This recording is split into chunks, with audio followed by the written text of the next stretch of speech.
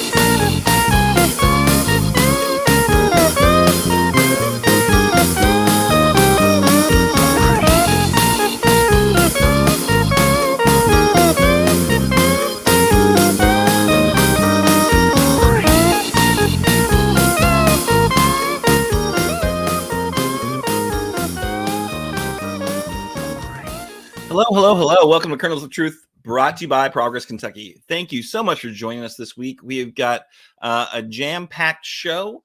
We're going to alert you to a few more bad bills making their way through Frankfort and the Kentucky General Assembly 24. And then we've got an interview with Kentucky Senator Reggie Thomas of Lexington. Big champion, big friend of Progress Kentucky, even back to the days when we were the Mitch McConnell Retirement Committee. Reggie was a supporter and a friend and a collaborator. So we're really excited to hear his take on what's happening in Frankfort.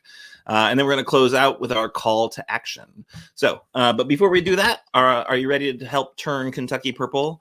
I know you are, because here you are watching or listening to this show, and that takes a commitment, and that takes some hope, right? We don't want to just log the bad bills piling up in the Kentucky House and Senate, right? It is clear that we have got work to do to win better electoral outcomes, to get better policy from our Commonwealth. We hope you'll support Progress Kentucky in our efforts to do just that. Make a contribution right now via our secure online website, Act Blue, to help turn Kentucky purple. $5, $50, $500. It all adds up. We'll put it back into the work we do to turn Kentucky purple. We'll make sure that more folks know about this show and more folks are engaged in efforts to elect better politicians, because that's what it comes down to. We need better leadership. But now it's time to check in with our co-hosts. Let us know who you are, where you are. What are you protesting today? If you've got a protest sign, what would it say? You there on the internet, we mean you as well. So we'd love to hear what you're protesting today. Feel free to put it in the chat while we are sharing ours, and I will kick us off. My name's Aaron Viles. I'm coming to you from Childsburg, a lovely little community on the outskirts of Lexington. And my protest sign is actually my shirt. It's Moms Demand Action for Gun Sense in America, which if folks watched last week, you might recall that Doug and I were both making plans to go to the Moms Demand Action rally and lobby day the following day, which we both did. And it was great. Really had some great meetings with some legislators to promote important gun safety measures, which I think we'll get to a little bit more later. But yeah, Moms Demand Action. And I am man enough to be a mom to demand action. So let's check in now with Kimberly. Kimberly, are you there? There's a chance, Kimberly, that you might be muted. What else is new? There's certain things we like to have predictable about this show, right? You know? Yeah. My protest sign says today, and I'm coming to you live from Jefferson County, from Louisville, Kentucky, as we are right now getting ready for the Wendell Ford dinner, the best one in the state. And also as we are right now preparing for the 150th Kentucky Derby, Run for the Roses. But my protest sign says today, I'm friggin' tired of protesting. Yeah, fair enough. Wouldn't it be great? if Yeah, I mean, like I am. I'm friggin' tired of protesting, holding up signs and all of that. I need to see some action, like enough talking, enough walking. It's time for action, people. Booyah. Let's do it. Awesome. I love that sentiment. All right. Chris Priest, you there? Yeah, I'm here from Berea, Kentucky, and my protest sign says "Let kids be kids," which is a precursor to the story I'll be talking to, or talking not to. I'll be talking to you, but I'll be talking about it later. I love a good teaser. You know? Awesome. Well, Chris, how are things? Because you're a man of action. You're a man of I'll say a Renaissance man. How are things on campus? How are things in the chocolate craft, chocolate making enterprise you've launched? What's going on with you? Oh, it's pretty good. I've made quite a bit of chocolate the past couple weeks, and then I've actually taken my chocolate equipment and taken it to school with me. And my kids are doing chocolate labs for the next week and a half. Are you then selling that chocolate? Because that sounds like like child labor. I would not do such a thing. I'm against child labor laws. I buy fair trade and direct trade cacao to avoid stuff like that. Perfect. No, this is for them to enjoy and for us to learn about cacao and making chocolate. There's lots of stuff to learn about it, and especially related to chemistry. And so, all that stuff that I've taken there for the next week and a half, and they're learning how to make it and the chemistry involved in it, and it's been really exciting. In fact, we put on the first batch today, and for my first period class, and so we'll have some chocolate to start nibbling on tomorrow for them. They get each class awesome. Will get to make 4 batches in our little experiment, and each class has a different experiment that they're checking out. So I'm learning, they're learning, and we get to taste everything. And it sounds like you're bribing them, honestly, for like good reviews. Like this is the best science teacher I've ever had in my life because I got to eat the chocolate. Oh, I've been dangling this for months. We can do the chocolate lab. Kimberly, what do you think? Would you want to pay closer attention in science if you knew you're going to get some chocolate out of it? This is actually the label for Chris's chocolate. I bought some. It's really good. Good Deeds Craft Chocolate. You heard it here first, folks. Get you some. Kimberly, what do you think? You're muted. Nope. Muted again. Kimberly. Unmute. What is going on? You got it? Yeah. Try now. I'm not messing with you all tonight, yeah. So anyway, I would come to science class, although I would come to science class just anyway, but I might get there a lot sooner, like before the bell rung, if you told me I had to get chocolate. Yeah, I think that's a good bribe for sure. I think it would work. I mean, my daughters definitely paid very close attention to this chocolate, so I imagine they would get to class for sure. They really liked it. It's great stuff. We are, we're not paid to promote this, just so you know. I'm just saying it because it's great, and I love to hear the cool stuff that Chris is working on. And I also am getting in early, so when it's a huge success, he will in fact support the show with those contributions. Yeah. Well, all right, huge co-op chocolate empire. The co-op chocolate empire. I love it. All right, let's get to the news of the week, people.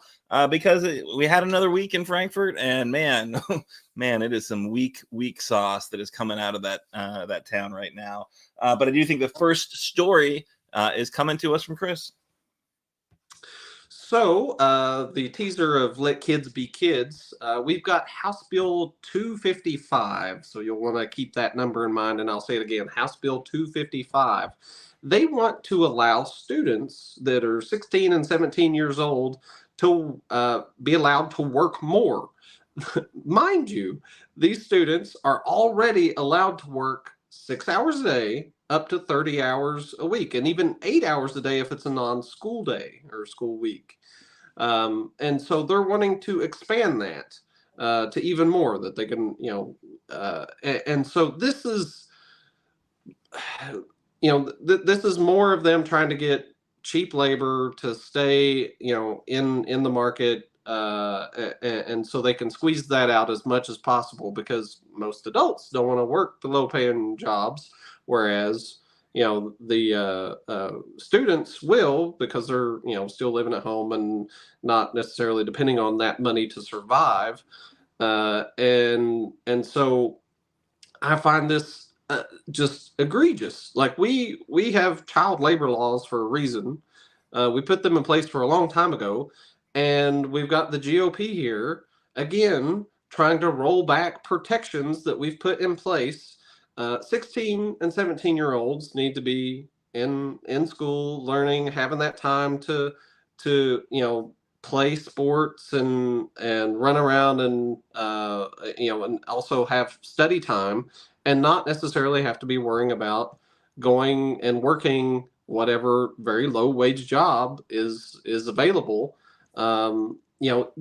Have work experience, certainly, absolutely. They already have the ability to work up to 30 hours a week, which is a lot of ability, even while they're in school, in high school. So the ability to do this, to open it up for even more hours, I think is ridiculous. I wouldn't want my own child to do that. I see how tired my students are, that are trying to do it all. And, I don't think this is going to help anything. Yeah, for sure. And so I'm curious about how you all feel about that. Your children are, your all's children are a little bit older than mine, but I certainly teach 16 and 17-year-olds.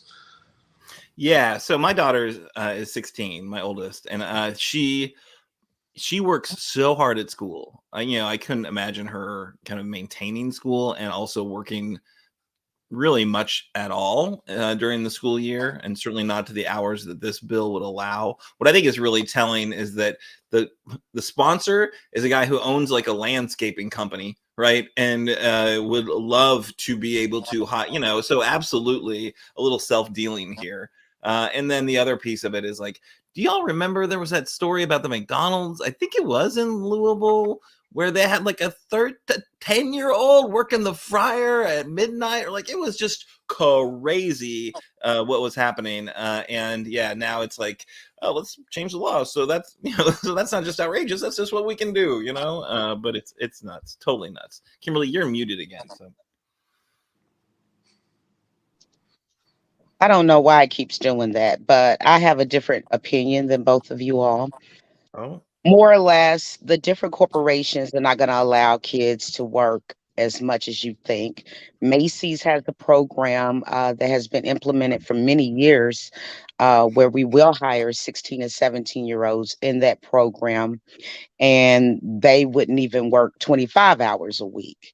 However, it's just to each his own, because that would get some parents off of welfare once you put that income.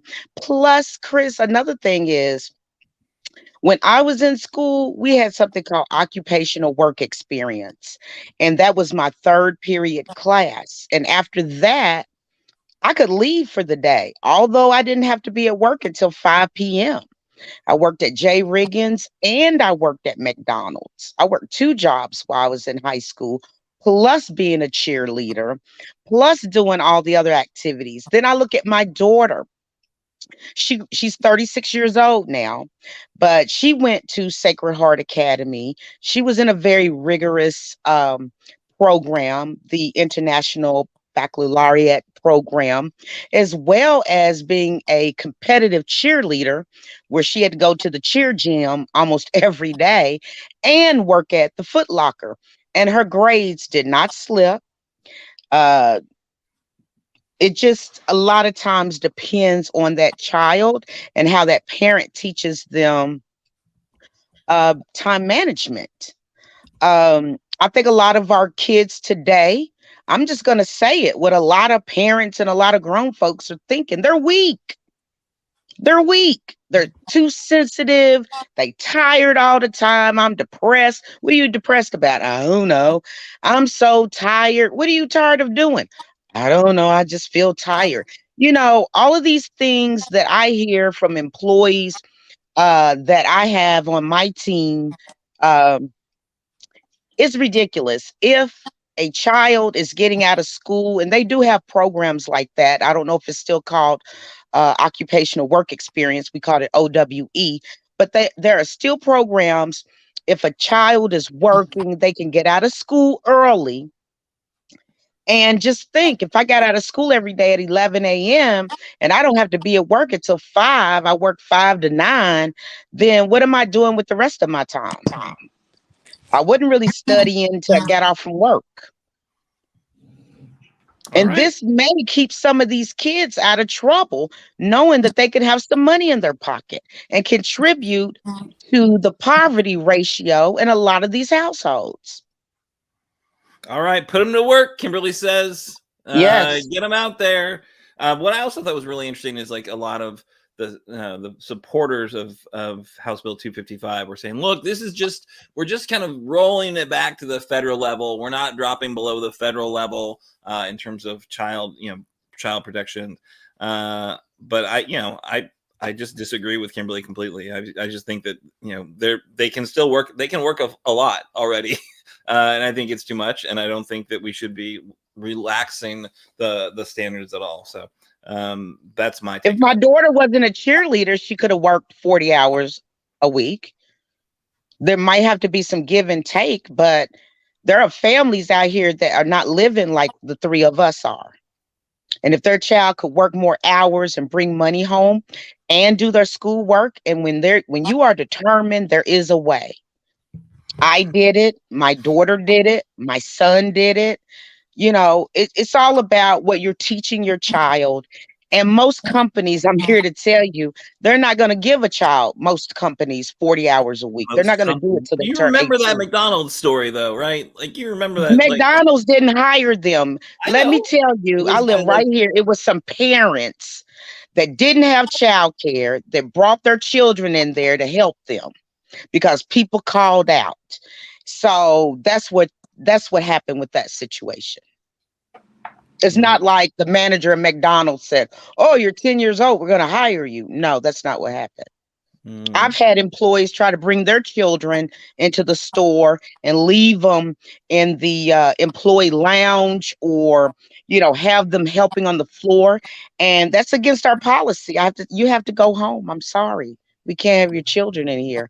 I understand your child care issue. I was a single mom myself, but the policies of this company is that you cannot bring your child to work.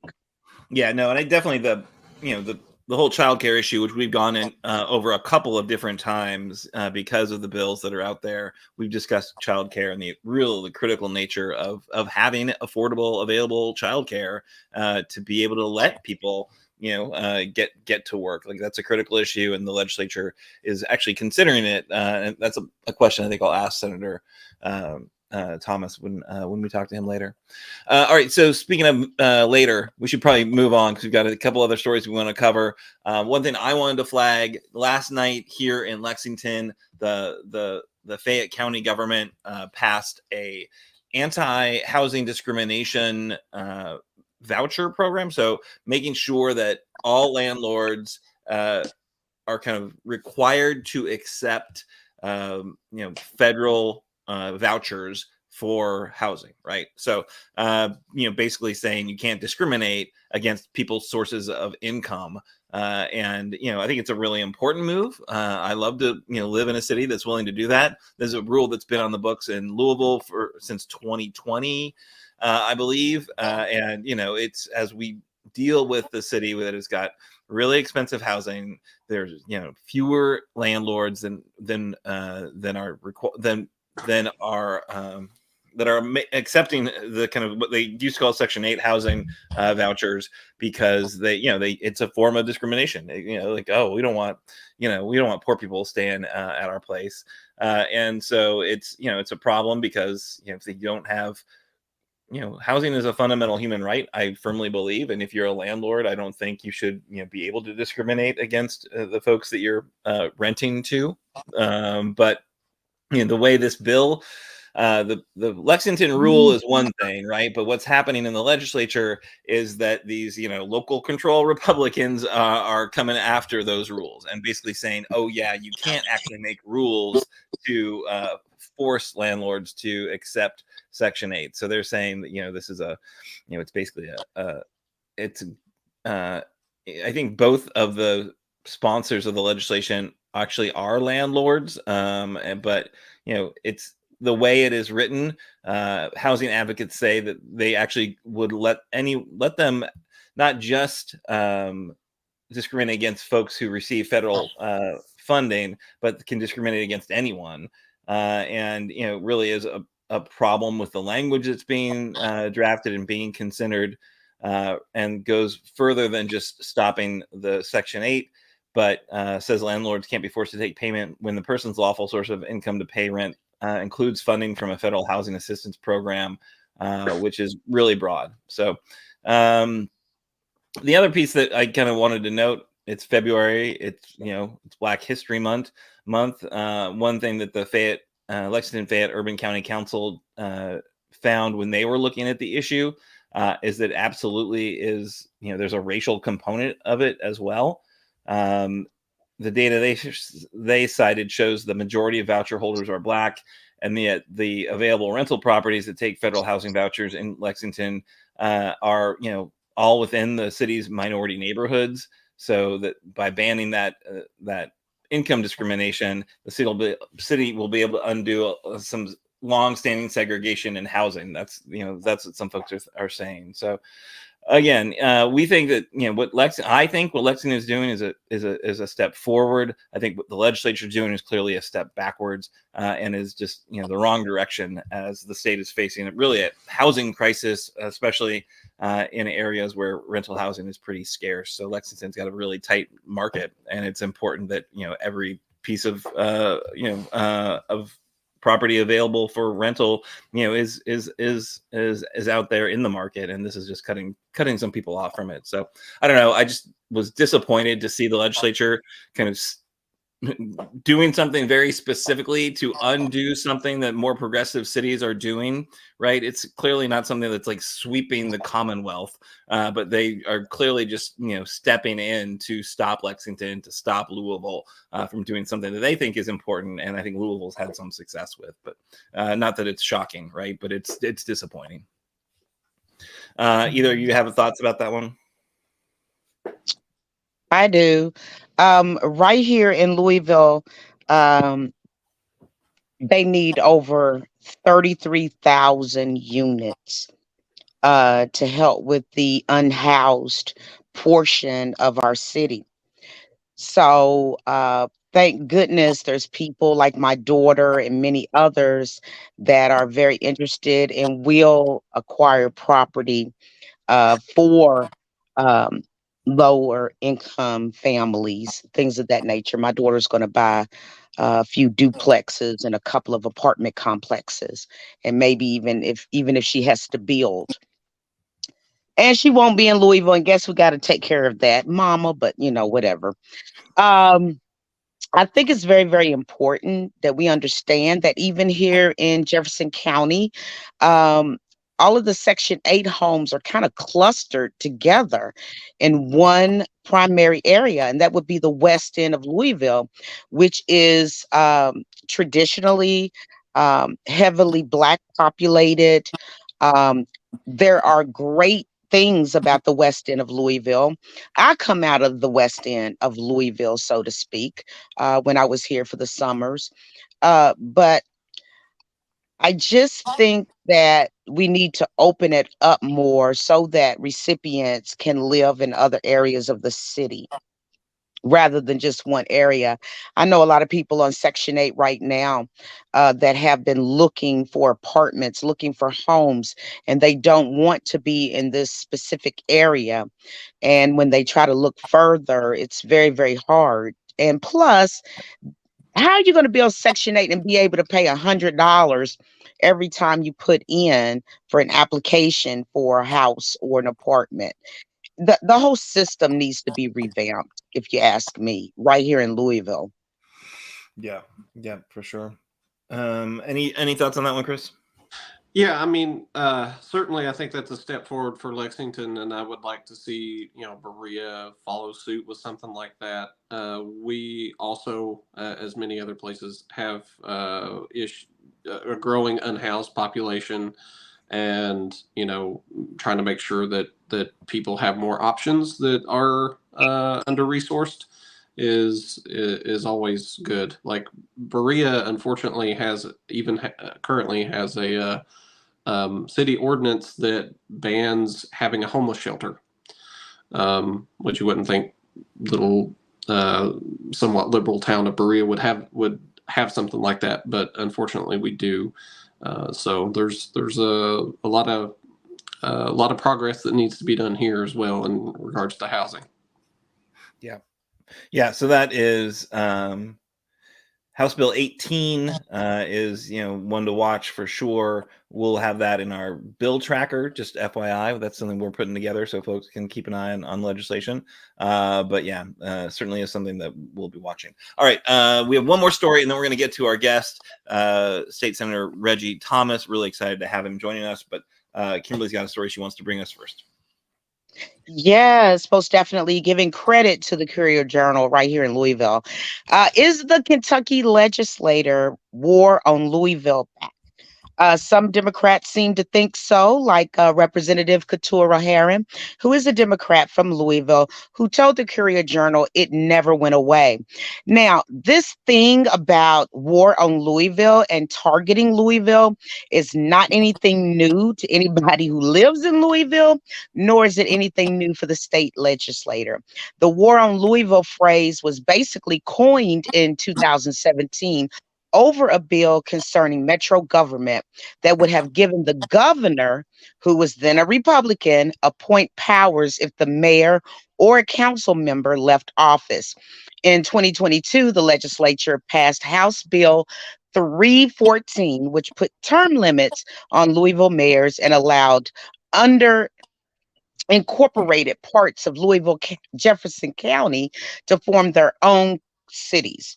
Another bill put limits on how frequently that Jefferson County Public School Board can meet and shifted power from the elected to the district superintendent. So this year bills is making their way through, the House and everything, and it's taking a lot of aim at how the state targets the largest city and operates. They're focusing right now on topics ranging from pets.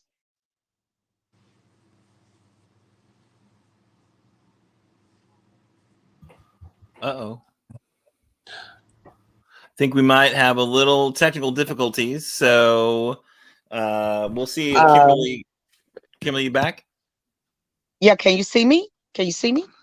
Oh, you're back. All right, you froze for a bit. Yeah, I never went away. I just poof, I'm back. I'm so magic. So basically, the part of this is like Representative Pamela Stevenson, Colonel Pam, whom we all know and love. She says that she's not going to call it a war on Louisville. However, it's something that bears watching, so to speak.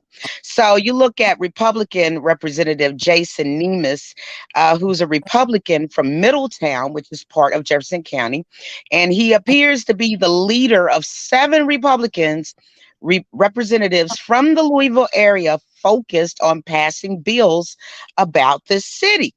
Nemes denied that there's any coordinated legislative onslaught on Louisville, but state lawmakers need to be concerned with Louisville.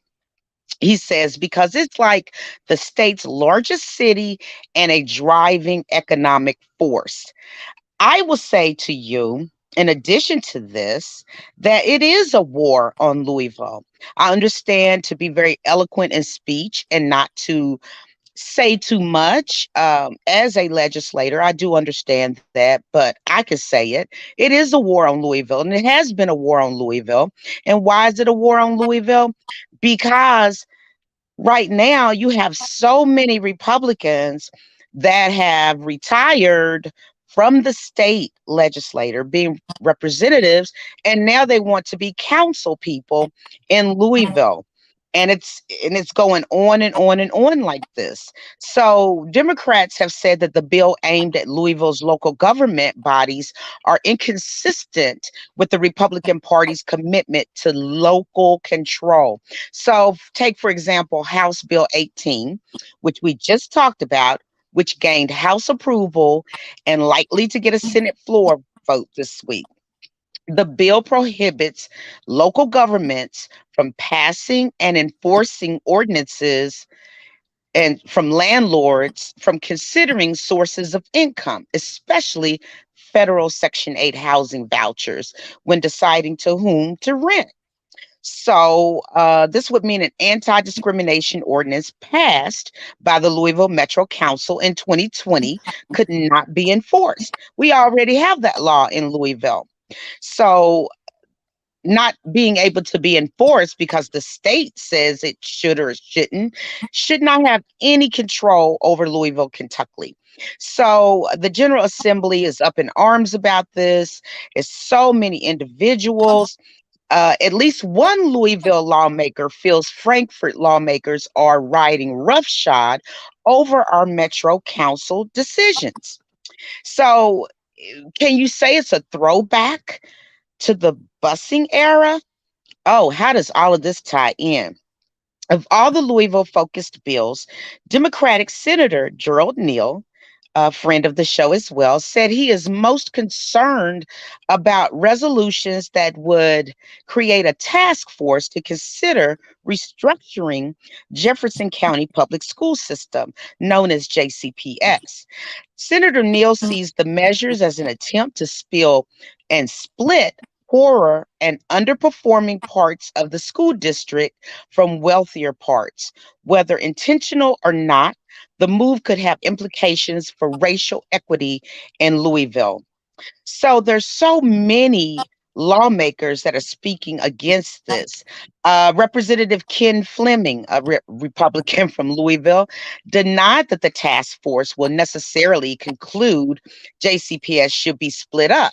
He says, I think all options are on the table, but the political power of all of it.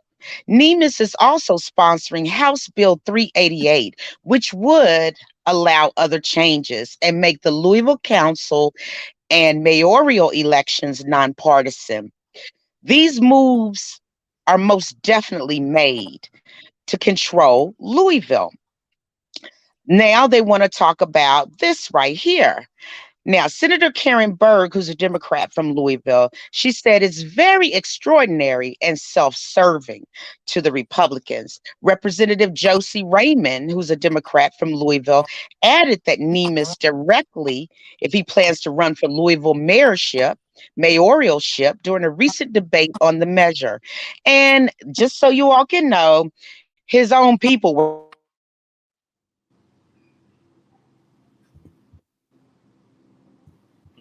Uh-oh. part of Jefferson County disallowed the question.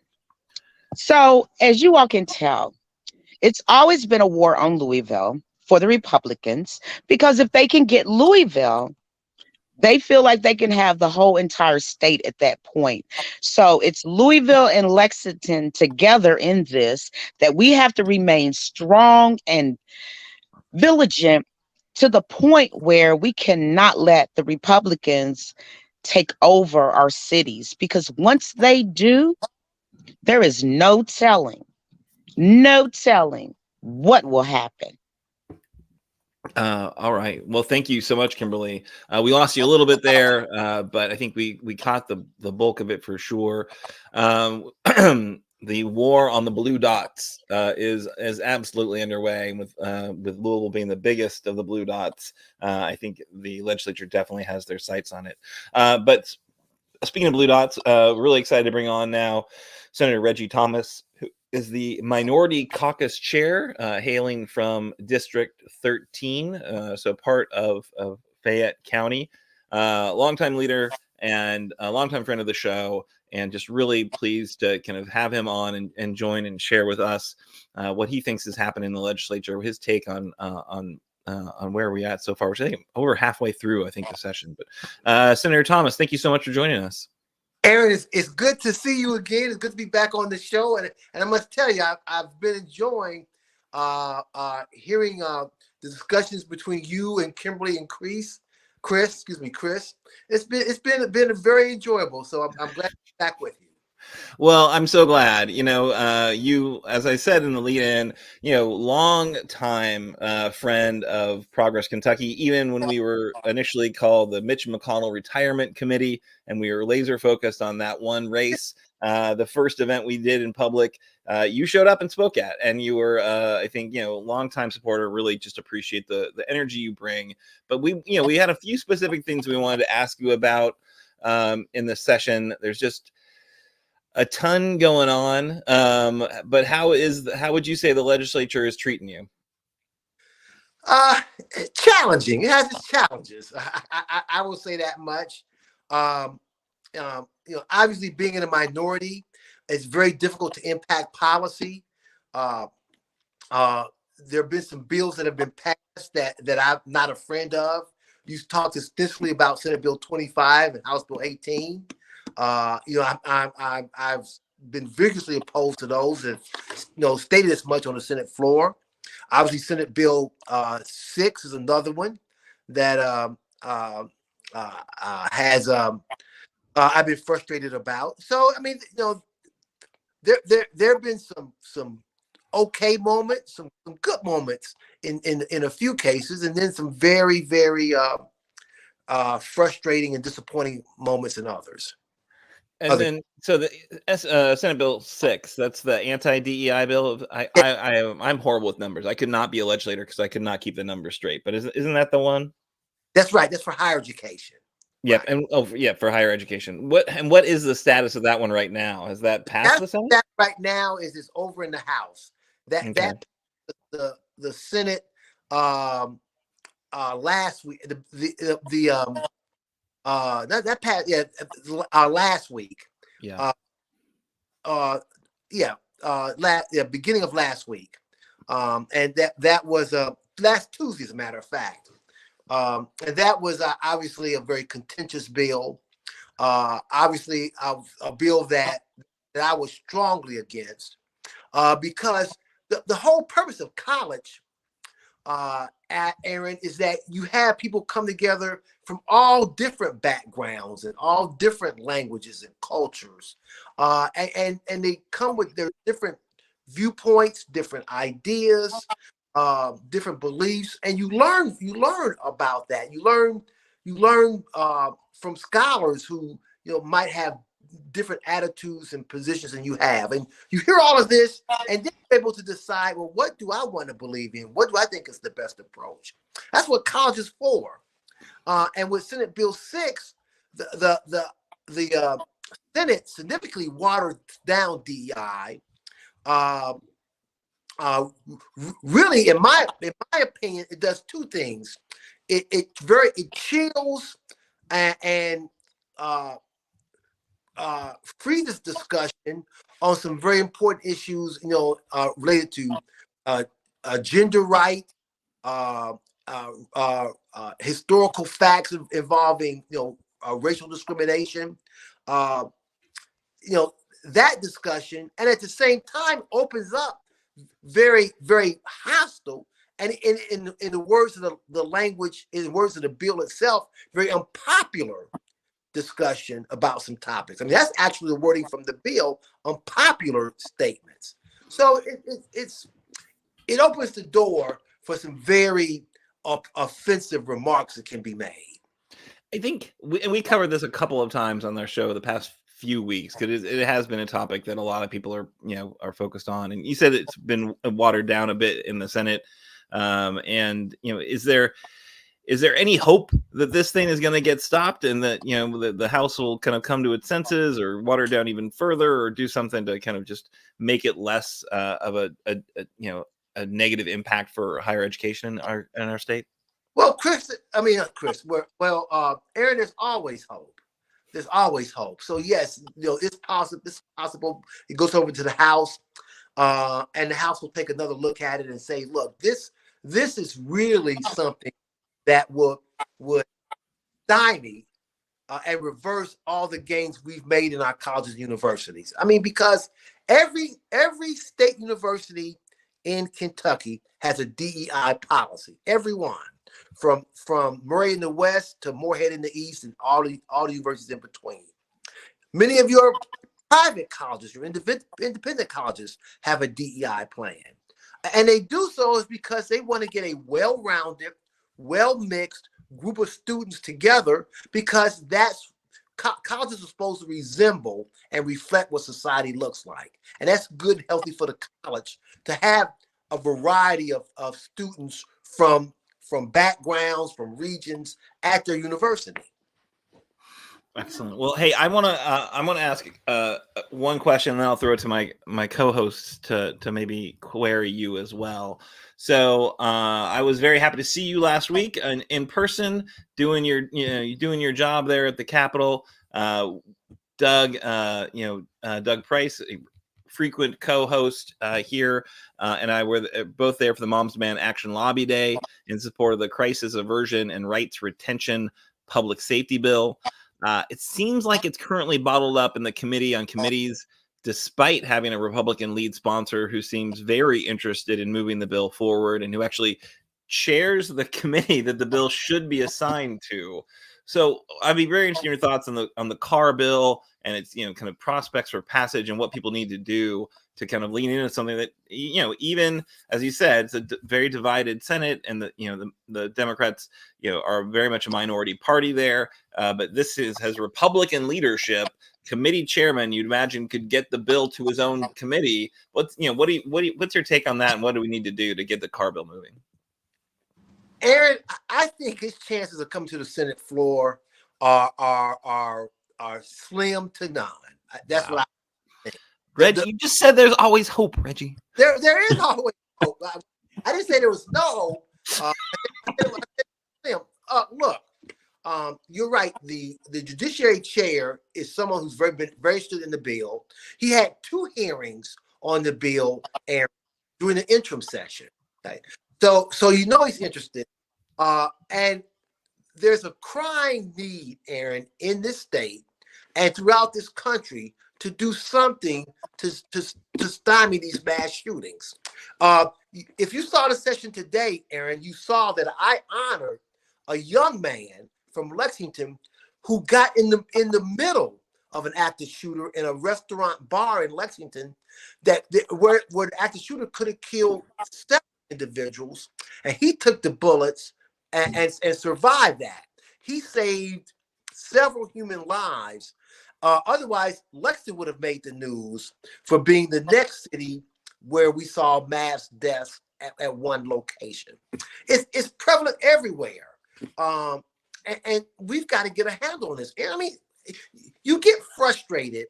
You get impatient because you say, how many more hundreds and thousands of young children, of innocent people, of husband and wives have to be killed before you're going to do something about this? I mean, it's just you just get frustrated. And you guys take a step back and say, okay, I'm gonna gather myself and I'm gonna push forward again for the next opportunity when we can finally get something done that makes a lot of common sense, but more importantly, lives. Yeah. You imagine that if the Old National Bank shooting, doesn't wake up the need for this type of, this specific type of safety measure, what will, right? And I guess, the kind of the just fundamental assertion that the Second Amendment is the only sacrosanct amendment that cannot be infringed upon. The fact that the majority party in Frankfort is just beholden to those views. It's just really unfortunate. I guess, and if folks like me, like other moms, other, folks all across the country who are just fed up, think about that, right? Like these very seemingly reasonable individuals we met with for the lobby day were just like, Senator Brandon Storm, like literally stormed out of a meeting because he's like, I'm a Second Amendment, guy. That's it. And like people are like, well, I think you could do this without kind of, with some kind of common sense measures. And he wouldn't even sit down and finish the meeting. He like got up and stormed off. So I guess it's not just it's not just his name; it's how he behaves as well. There's not really a question in there. I'm sorry. Let me step off my soapbox. Well, again, I understand your disappointment. I understand your impatience. I share both of those, Aaron. I share both of those. Yeah. Well, that was my like one day going up to Frankfort in the session. You're there for every single day of the session and the interim stuff. So more power to you, sir. All right, Chris or Kimberly, question for the senator. Go ahead, Chris. Go ahead. All right. So thanks for being on the show. It's good to see you and talk to you again. I'm really curious. There's so much negative, a lot of awful bills that are going through. And I'm curious of like what is a bright spot that you're putting your energy into trying to pass a good bill that could actually help us. What if you could pinpoint one bill that you're putting some of your energy into? What would that bill be, and how's that going to help us? Well, Chris, your question really couldn't be more timely. I mean, timely, because if you come to the Senate on Friday, or you tune in to the Senate on Friday, you will see me promoting a bill on the Senate floor that really helps those persons in the nail technician industry. What we heard over the summer in two committee hearings, one before the Licensing and Application Committee, and another through the Commission on Justice, or the Task Force on Justice and Equality, is that nail technicians are having a hard time really making headway in the Kentucky nail tech industry because they encounter a lot of oppressive conduct. They were having difficulty taking the exams because the exams were in English. They didn't have a seat at the table. So they were just really encountering a lot of abuse in the industry, even though they work 6-7 days a week. They are a hardworking group of women and men, and they just want a fair chance. Well, the legislature, through a bipartisan effort, I want to say this to you, Chris. I mean, I've got as co-sponsors on this bill, Senator John Schickel, who generally speaking, he and I have different philosophical views about how government should operate, but he and I are both friends. And Senator Jason Howe, who's from Western Kentucky, who's also of a party different from mine. So it does have strong bipartisan support, and we're going to get this bill passed, which mandates that you have a nail technician on the board of cosmetology, that there be some kind of workout approach if the board feels there needs to be some kind of disciplinary action against the nail techs. It doesn't have to be, lose your license, go to a hearing, that they try to work things out first. And one of the most important things it does, Chris, is that the Board of Cosmetology right now is one of only 4 boards in this state that can bring direct criminal action against a member. In other words, you bypass, I see your eyes raising. You can bypass the county attorney, you can bypass the Commonwealth's attorney and bring a direct criminal action against someone. Now, we don't have that, generally speaking, in this state. Like, the only 3 other boards other than the Board of Cosmetology have that. Even the KBA doesn't have that, and we're attorneys. So we've removed that clause. So it does a lot of good things. And again, I am promoting that bill, and that bill is going to be voted on the Senate floor on Friday. That's great. That's awesome. Yeah. All right. I know, Kimberly, you've got to make your way out of the show pretty quickly. So I wanted to make sure you got a chance to to say something to the senator. Well, Senator Thomas, I had to be on here and stay a little bit longer for you. Well, Um, I'm a big fan of yours too, Kimberly. thank you. So that means you're coming to the Wendell Ford dinner again this year, right? I, So I, I come every year. thank you. And I was a chair last year, so I'm a chair this year. I was But there. I'm coming again this year. I've been there several years. thank you. I know. I know. So basically, my question is, and it is, I believe, a viable question as well. I know that we're trying to do legislation and it all gets convoluted because of the gun manufacturers and the money that's being passed. Why we can't get these laws, common sense, gun laws into effect. However, there's also another epidemic of illegal guns in our country, and those illegal guns are really fueling a lot of the crime, especially in our state, in Louisville. The crime rate here is astronomical, beating out New York and California. And God, how could it even be Chicago? But we do. And it's a lot of murders happening by guns, illegal guns. Where are these illegal guns coming from? And how can we get them off the streets? Is there anything that the legislative can do about that?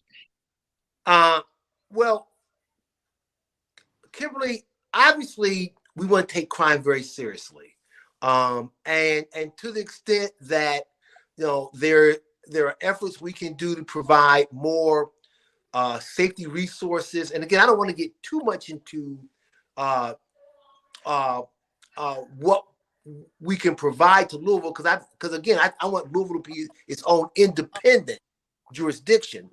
But to the extent that we can provide additional help or funding to Louisville in the area of safety, we will be glad to do that. But there's another side, Kimberly, that I want you to think about, okay? Because what we're going to see, and what I'm also opposed to, Kimberly, are these bills like Senate Bill 20, like House Bill 5, that have this tough on crime approach, Kimberly, where they are incarcerating a lot of people that shouldn't be incarcerated, like juveniles, who might not even have a criminal record, but do something that obviously unwise and foolish, or homeless people who are homeless and have that homeless status. And generally speaking, we don't treat status as a crime for adults. And we know, Kimberly, we know as a country that this lock them up and throw away the key approach does not work. We tried that, Kimberly, in the 80s and the 90s here in America, and our crime rate shot up because of that. And then when we got to the 2000s, started taking a different approach and started looking at alternative ways to deal with criminal acts, that we saw crime take a precipitous drop. And crime has dropped 50%, Kimberly, in this country over the last 20 years because we've taken a different approach. I would say this, Kimberly, and excuse me if I sound bragging, but it is as Holly says, it's not bragging. In fact, in Lexington, Kimberly, we've seen almost a 50% drop in our homicide rate over the last year. We've seen a 50% drop in our violent crime rate in Lexington over the last year. We're one of those cities that have gone significantly the other way in terms of reducing crime. And that's because we've taken a more community-oriented approach. We've gone out and met people where they are, and working with young people and working with elderly people and community leaders in these communities, and saying, help us address those ills that we see in your community so that we can stop violent behavior in our community. And that's working real well in Lexington. And I would urge you to talk to the people in Lexington to see, hey, what are you doing here to cause almost a 50% drop in murder rate from 2022 to 23? What are you doing to cause a 50% decline in violent crime rate here? Because we've how can I put, we've got it going on. I'm just gonna say what I want to say. We've got it going on Okay. in terms of reducing and reducing significantly crime. And so I would recommend, that's the second part of your question, is how can we reverse this trend in Louisville of high crime? And I would say talk to the people, talk to your friends in Lexington, because Louisville and Lexington, we do talk to each other. Talk to your friends in Lexington and say, what are you guys doing to make it work in Lexington? And what can we learn from what you're doing? Senator, I just have one last little bitty question before I have to pop off of here. But I found out that I wasn't as good of a mother as I thought I was, because I just found out that my 33-year-old son does not know how to write cursive. And I understand that there's a lot of millennials that don't know how to write cursive and they cannot read cursive. But I understand that it was introduced many, many years ago in Frankfort about bringing that back to the schools, making that mandatory back in our elementary schools to write cursive. What are your thoughts about that? Oh, I agree with that. I mean, I learned how to write cursive.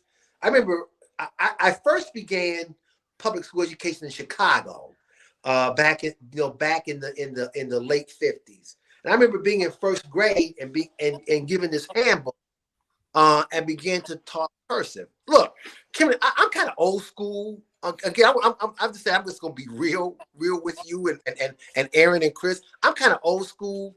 I believe in phonics. I think one of the biggest mistakes we made, during the 21st century is say that we're going to move away from phonics as part of learning and educating our children. English is very phonetically driven, and we need to learn, and we need to emphasize in first grade our children learning phonics, and that includes cursive writing and how to write words and how to put phonetic sounds together. So I'm a strong believer in that, but I can't any other way.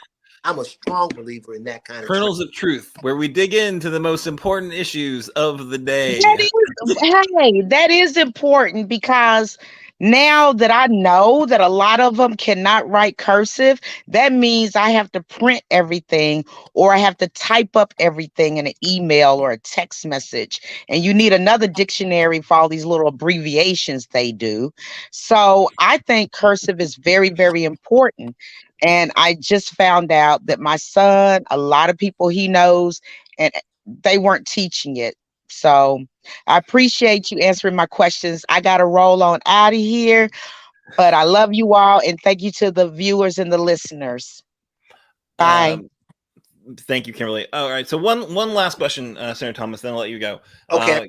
Roll out as well. But so we had covered a couple of different times the kind of the crisis around childcare in Kentucky. The Kentucky Center for Economic Policy, I think, did a really important analysis that just showed there's a cliff coming because of those federal funds running out that have supported childcare. And your colleague Danny Carroll actually, put together, I think, a very strong proposal to, boost the amount of money available. I think up to $300 million to support childcare and early childhood education. Any thought? Like, he's a Republican, is there any hope of that budget item kind of getting bumped up in the process to support, because it seems like otherwise it's a kind of an austerity type budget that the Republicans have put forward. But is there any hope on that one? I think that's such an important issue. Aaron, that's a great question. I'm going to tell you exactly where I am. The child care industry does need help. And Aaron, their business model is such that they don't really begin to make money until children turn 3 years of age, because of the way the regulations are written. you have to have so many teachers in the infant 1 year and 2 year old classes that those labor costs make the ability to profit from it very, very challenging. And the hourly rate for many of your private child care providers is not that high. $15, $13, $17 an hour. So you're only talking about 3-year-olds, 4-year-olds, 5-year-olds where they can really because of the lower teacher to student ratios where they can make some money. So yes, they do need help. And I'm very supportive of giving them more money. However, Aaron, I've got to say this, and I'm going to say this to my colleagues when it gets to the floor. I think $300 million just for childcare is an imprudent way of dealing with early child education. What we really need to do, Aaron, and I'm going to say this until I get hoarse in my voice, is have universal pre-K. Okay, and we need to do both. We can have universal pre-K, where we start bringing 4-year-olds, into school, and going back to Kimberly's point, getting them to learn how to use their alphabets, and do simple math, and more importantly, just learn how to socialize with other children in a social setting. All those are very important skills, and we can provide universal pre-K at a much cheaper rate than $300 million as well.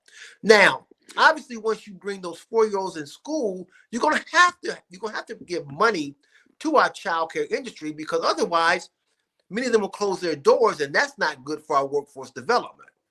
So we need to do both, Aaron. We need to make sure we,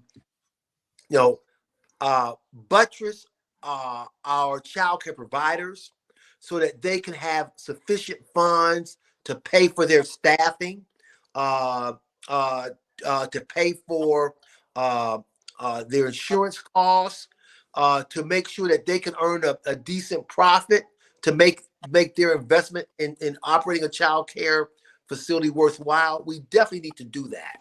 But at the same time, we need to bring our 4-year-olds in school early, so that they can start their education earlier, which will eliminate achievement gaps, and begin to equalize student learning across our racial, ethnic, disability line. Absolutely. That seems like a smart approach. I definitely understand that it's a complicated system, but it is one that is critically important for our workforce. It's got a business model that's awfully tough to manage, and one that we as a nation spend a staggeringly small amount on compared to other developed nations. So absolutely, I think something we need to do more of. But Senator Thomas, any final thoughts you want to leave us with, or anything you want to add? Well, Aaron, I'm going to say this to you because you are someone I do admire, and having this podcast and showing, taking interest in what goes in the state government, I'm so glad you do that. But and I want you to come to Frankfort more. That's my final recommendation to you, to be more. You cut out a little bit, so you were saying very nice things about me, and then it felt like maybe there was going to be a turn or something, and then you cut out, which I was okay with. But I want you to come to Frankfort more. I want you to be visible in Frankfort more. That's what I want. Well, my paying job doesn't necessarily agree, but yeah, find us a big fat donor who wants to make a big contribution to Progress Kentucky, and we'll make it a less than an all volunteer gig, and we'll show up every day. My own business model, of course, it's not quite healthcare or childcare, but it's complicated. Senator Thomas, we are so glad you were there. As Trent said in the comments, everyone needs a senator like Reggie Thomas. Unfortunately, we don't have that. Not everyone in Kentucky has a senator like you. In fact, there's a lot of folks in Kentucky who have the anti-Reggie Thomases out there, and that's one of the biggest problems in this state right now. But we're going to keep working on it. We're going to keep making sure that we call folks out and we alert people to what's going on. So Brandon Storm, who likes to storm out on meetings with folks who just want some common sense gun protection laws, I don't think he'll show up on this show. So we appreciate all that you're doing, Senator Thomas, and keep up the great work. Well, thank you. Trent's being very kind, and you do great work too, Aaron. And anytime you come on the show, I will gladly do it. We appreciate it. And you have a good night too. Yeah, Thank you too, sir. Have a good one. All right, so we got to do our call to action because we've talked about a lot of different bills. We had Senator Thomas talk on about a bunch of different bills, but I am going to ignore what Senator Thomas just told me. We have got to get the CARR bill moving. I am not giving up hope on the crisis aversion and rights retention bill. Some call it a red flag bill, but we don't call it a red flag bill because that's a red flag for Republicans. But what we need you to do on this call to action is to use that comment line, the legislative comment line. I think Annabeth can pull up. There it is, 1-800-372-7181. If you've not called this session yet, today's the day, depending on when you're listening to this. Maybe it's tomorrow if you're watching it live, but it's like, I think they're 9 to 5, whatever. Just call them and say, hey, demand SB 13 gets assigned to the Judiciary Committee immediately. And leave the message for all the Senate leadership, your senator and the entire Senate leadership. We also have a lot more information. If you want more information about the bill itself, its approach, kind of the proven nature of it, we got some great information for you. I'll put a comment, or I'll put a link in our show notes. We're putting a comment on it right here. Just go ahead and click on that bit.ly link and you'll find out lots more about this legislation. But please do take action immediately and call for the Senate leadership to move SB 13 to the Judiciary Committee immediately. Right now, it's just dying in the committee on committees. We need the Senate leadership to act, and they need to hear a ton of calls. So please, everyone, call early, call often, call until they do the thing that we need them to do. All right, and I think that's it for most of the show. Chris, you want to close us out? Yeah, sure. So Progress Kentucky is a nonprofit organization registered with the Kentucky Secretary of State and organized as a 501c4. We are affiliated with the Indivisible Project, the Commonwealth Alliance for Voter Engagement, CAVE, and are also proud members of the Forward Kentucky Network. Progress Kentucky's goal is to educate, organize, increase voter turnout, and advance a progressive agenda through civic engagement. Next week, we'll be joined by another wonderful guest, Professor Gerald Smith from UK. Professor Smith, most recently the editor of a collection of path-breaking essays entitled Slavery and Freedom in the Bluegrass State, Revisiting My Old Kentucky Home. Production of episode 150 was by Annabel Nagel. Big thanks to Nate Orsham, who wrote and performed our theme song. You can find more information and music at natosongs.com. If you missed our weekly live stream on Facebook or YouTube, audio podcasts and our show notes are available on Apple, Google, Spotify, and wherever you get your podcasts. If you do listen to the podcast, please leave us a 5-star review wherever you are listening to us right now. Logo and some graphic content provided by Couchfire Media. More information can be found at couchfiremedia.com. And thank you all so much for listening.